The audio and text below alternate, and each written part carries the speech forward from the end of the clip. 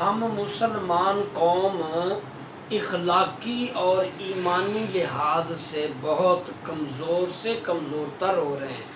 ملاوٹ، دھوکہ، بے ایمانی، فراڈ، ناپ تول میں کمی اور وعدہ خلافی اور مکروہات، ساری وہ خرابیاں خرافات ہم نے اپنے اندر جمع کر لی ہیں، اور ایمانی اعتبار سے بھی ہم بہت ہی زیادہ بربادی کے دانے پر ہیں۔ اللہ کے بارے میں کنسیپٹ کلیئر نہیں اکثر لوگوں کا، اللہ کا خوف نہیں، نبی علیہ السلام کے بارے میں اتباع اور اطاعت کے پہلو مد نظر نہیں۔ بہرکیف میں نامور ڈاکٹر اسرار احمد کی ایک ویڈیو آپ کو سناتا ہوں، سماعت فرمائیں۔ یہی معاملہ پاکستان میں ہو رہا ہے۔ اس اعتبار سے واقعہ یہ ہے کہ یہ سزا ہے اللہ کی طرف سے، اور اخلاق کا جو دیوالہ نکلا ہے۔ دوائیوں میں شاید دنیا میں کوئی قوم نہ ہو جو دوائیوں میں ملاوٹ کرتی ہو۔ کوئی غریب عورت ہو سکتا ہے گھر کے برتن بیچ کر آئی ہو اور اپنے بچے کے لیے یا اپنے شوہر کے لیے دوا لے کر جا رہی ہو، اور 15 روپے کا ایک کیپسول اس نے خریدا ہو، لیکن اس کیپسول میں چاک بھرا ہوا اور کچھ نہیں۔ یہ کام سلطنت خدا داد پاکستان میں ہو رہا ہے۔ میں صرف اس ایک مثال پر اکتفا کر رہا ہوں، زیادہ وقت نہیں ہے۔ اخلاق کا دیوالہ نکل چکا۔ وہ قوم جو ایک قوم تھی ہندو کے مقابلے میں اب قومیتوں میں تقسیم ہو چکی، دونوں نفاق بتمام و کمال نظر آ رہے ہیں، نفاق باہمی، نفاق عملی، نفاق اخلاقی۔ اب اس کے لیے ضروری ہے، پاکستان کے دفاع کے لیے یہ بھی ضروری ہے کہ فوجوں کو مستحکم رکھیے۔ اعدوا لهم ما استطعتم، ہر ممکن دفاعی اسلحہ فراہم کیا جائے، حرب و ضرب کی پوری قوت بلکہ بڑھایا جائے۔ اور سلسلے میں ڈنکے کی چوٹ کہہ رہا ہوں، بے نظیر نے کہا ہے، اللہ کرے کہ جھوٹ ہو، لیکن یہ کہ اگر واقعہ یہ ہے کہ ہماری حکومت نے کوئی خفیہ معاہدہ امریکہ سے کر لیا ہے کہ خفیہ طور پر وہ اپنے ایٹمک پلانٹس کا معائنہ کرا دے گی، تو یہ اس ملک سے غداری ہوگی۔ ہمیں اپنے تحفظ کے لیے ہر ممکن صورت، یہ اللہ کا حکم ہے، اعدوا لهم ما استطعتم من رباط الخیل، جو بھی سامان ہے وہ بھی فراہم کرو، اور گھوڑے بھی تیار رکھو، ترہبون بہ عدوکم وعدو اللہ، تاکہ تم ڈرا سکو، ہیبت طاری کر سکو اپنے دشمنوں پر بھی، اللہ کے دشمنوں پر بھی۔ یہ سارے کام ہمیں کرنے ہیں۔ اس کے ساتھ ہی دوستوں سے معاہدے کیجئے۔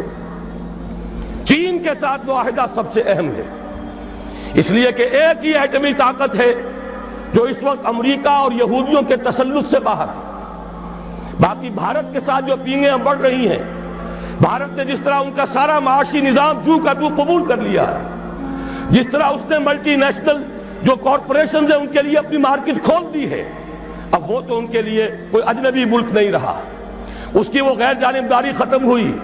میرے اسلام کو اب قصہ ماضی سمجھو، لہذا اس کا نتیجہ وہی ہے، ہنس کے وہ بولی کہ پھر مجھ کو بھی راضی سمجھو۔ تو امریکہ اب ہندوستان سے، بھارت سے تو راضی ہے۔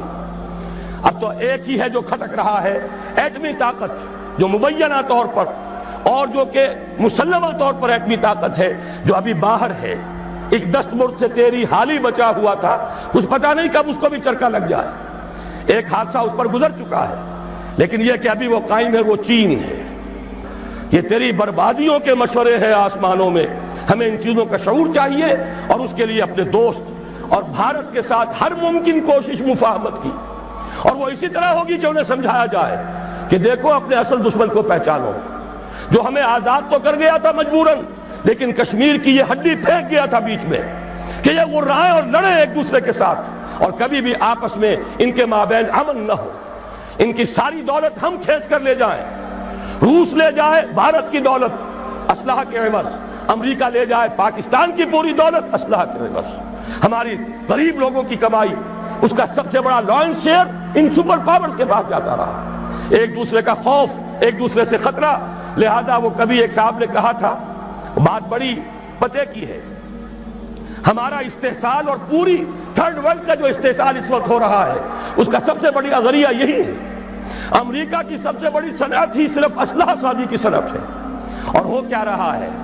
ایک دفعہ ایک صاحب نے اعداد و شمار کے حوالے سے بتایا، پورے حیدرآباد ڈویژن جو ہمارا کاٹن گروئنگ بڑا ہی عمدہ علاقہ ہے، وہ جتنی روئی پیدا کرتا ہے، وہ ساری روئی دے کر ہم صرف ایک F-16 جہاز لے کر آ جاتے ہیں، اور وہ F-16 جہاز اس کا ایک پرزہ بھی اگر ناکارہ ہو جائے اور جو اصل مالک ہیں وہ اسے ریپلیس کرنے کے لیے تیار نہ ہو تو وہ ہمارے لیے بالکل بیکار، وہ تو پھر جائے گا کہیں کباڑیوں کے ہاں جا کر بکے گا، اس کا کوئی مصرف نہیں۔ یہ ہوتا رہا ہے 40 برس 45 برس، اور اس میں یہ کہ اس بات کا پورا اندیشہ ہے، بلکہ یہ کہ زائنسٹ لابی کا پروگرام یہ ہے کہ پاکستان کے بھی ٹکڑے کرائیں اور بھارت کے بھی ٹکڑے کرائیں، تاکہ کوئی طاقت نہ رہ جائے جو ان کو کویسچن کر سکے۔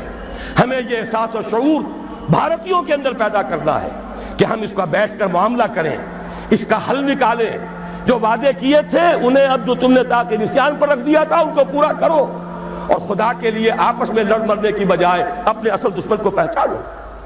لیکن ان سب پر مستضاد اصل میں جو ہمارے لیے دفاع ہے وہ تو یہ ہے کہ اللہ کی طرف سے ہمارا دفاع ہو، اور اللہ کا یہ وعدہ ہے، سورہ حج میں فرمایا گیا ان اللہ یدافع عن الذین آمنوا ان اللہ لا يحب كل کفار اثیم كل خوان کفور اذن للذین یقاتلون بانہم ظلموا وان اللہ علی نصرہم لقدیر۔ اللہ مدافعت کرے گا اہل ایمان کی طرف سے، اللہ تعالیٰ جو ہے خود مدافع ہوگا۔ اللہ تعالیٰ کو کفر پسند نہیں ہے، خائن پسند نہیں ہے، ناشکر اور کافر پسند نہیں ہے۔ یہ تو مسلمان میدان میں نہ ہو تو بات دوسری ہے، پھر وہ کافروں میں دیکھے گا کس کے اندر زیادہ صلاحیت ہے، اس کو زمین کا قبضہ دے دے گا۔ لیکن مسلمان ہوں، ثابت کر دیں کہ ایمان اور عمل صالح کا حق ادا کرنے والے مسلمان ہیں، تو کیسے ممکن ہے اللہ کو ان سے کوئی محبت نہیں؟ پھر تو اللہ تعالیٰ دفاع کرے گا اپنے ان بندوں کی طرف سے، اور اللہ تعالیٰ ان کی نصرت پر قدیر ہے، اس کی قدرت رکھنے والا ہے۔ جب تک کہ یہ دفاع ہمارے شامل حال نہیں ہوگا، اور وہ کیسے ہوگا؟ جبکہ ہم اللہ کے خلاف جو جنگ کر رہے ہیں اسے بند کریں، اللہ کے ساتھ مفاہمت کریں، مصالحت کریں، صلح کریں۔ یہ سمجھ لیجئے اسلام کے معنی کیا ہے؟ گردن نہادن، اگر کوئی مقابلہ تھا سپر انداختن، سپر ڈال دینا۔ اللہ کے سے اگر کوئی جنگ تھی، کوئی تصادم تھا، ہتھیار پھینک دینا، یہی تو اسلام ہے۔